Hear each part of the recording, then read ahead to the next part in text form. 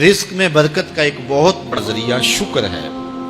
ارشاد فرمایا لَإِن شَكَرْتُمْ لَأَزِيدَنَّكُمْ، اگر تم شکر کرو گے وہ تمہیں اور زیادہ عطا کرے، اور اگر تم شکر نہیں کرو گے وَلَئِن كَفَرْتُمْ، کفران نعمت کرو گے، إِنَّ عَذَابِي لَشَدِيدٌ، تو پھر میرا عذاب بڑا سخت ہے۔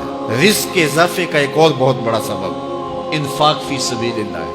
اللہ فرماتا ہے جو تم خرچ کرتے ہو تو جو چیز تم نے نکال دی اس کی جگہ اللہ تمہیں اور عطا کر دیتا ہے۔ بعض اوقات ہمارا یہ ہوتا ہے کہ کوئی آدمی مالی بحران میں آ گیا تو وہ کرتا کیا ہے کہ جو راہ خدا میں دینے کا کھاتا تھا پہلے اسے کلوز کرتا ہے۔ یہ فلاں مدرسے کو دیتے ہو یہ بھی بند کر دو، یہ مسجد کو دیتے ہو یہ بھی بند کر دو، یہ فلاں غریب کو دیتے ہو یہ بھی بند کرو، حالات ٹائٹ ہو گئے۔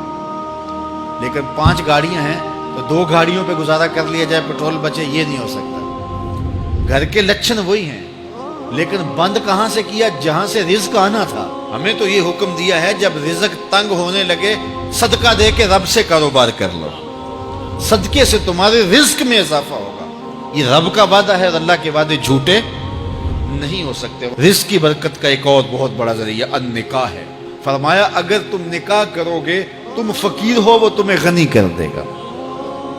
لوگ کہتے ہیں بچہ پیروں پہ کھڑا ہو لے تو پھر نکاح کریں گے۔ اللہ کہتا ہے تم نکاح کرو ہم پیروں پہ کھڑا کر دیں گے۔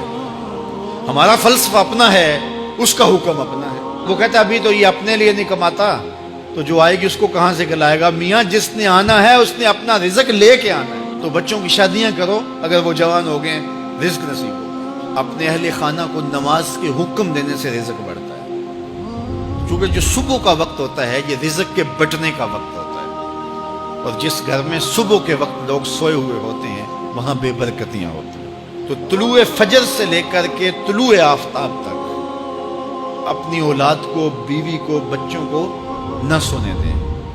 اس وقت رزق بٹنے کے لمحے ہوتے ہیں۔ کثیر دعائیں مانگیں، تلاوت کلام مجید پڑھیں، اور نماز فجر مرد حضرات مسجدوں میں جا کے باجماعت ادا کریں، اور گھروں میں جو ہے وہ بیٹیاں بہنیں مصلے بچھا لیں تو اللہ کی رحمتوں کا نزول ہوگا۔ اب ایک حدیث میں رزق کے اضافے کا ایک اور نسخہ ارشاد کیا گیا۔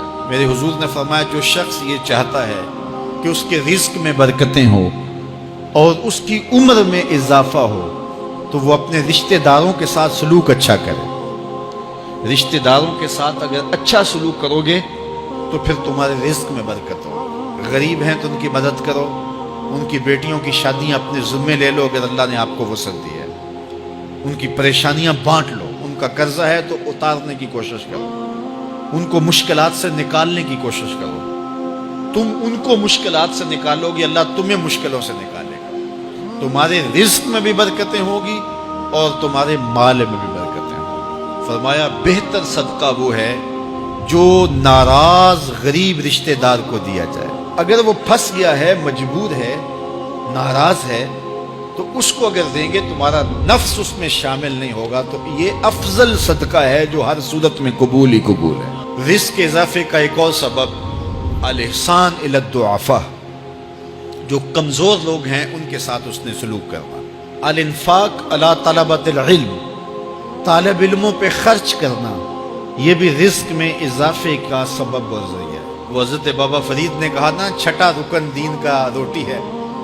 گھر میں کچھ نہ ہو تو پھر نہ نماز اور نہ ہی دیگر امور کی لذت آتی ہے، تو یہ رزق فراواں اور وسیع اور مبارک نصیب کرتے اللہ۔ تو اس کے لیے ایک اور وظیفہ میں دیتا ہوں، اور وہ یہ کہ مغرب کے بعد 21 مرتبہ سورۃ الکوثر پڑھ لیں، کثرت ہو جائے گی انشاءاللہ۔ اول خدوشی پڑھ لیں، 5-7 منٹ لگتے ہوں گے، تو سورہ کوثر 21 مرتبہ روزانہ مغرب کی نماز کے بعد پڑھیں۔ اور اگر بہت زیادہ مسائل ہیں تو ہر نماز کے بعد پڑھ لیں، تو انشاءاللہ آپ دیکھیں گے کہ گھر میں برکتیں اترتی محسوس ہوں گی، انوار کا نزول ہوتے محسوس کریں گے۔ تو یہ وہ رزق کے اسباب ہیں، اگر ہم اختیار کر لیں تو ہم اللہ کی خاص رحمتوں کے حقدار ہوں گے۔ اللہ ہم سب کو رزق حلال، رزق وسیع، رزق سہل، رزق مبارک، رزق فراوان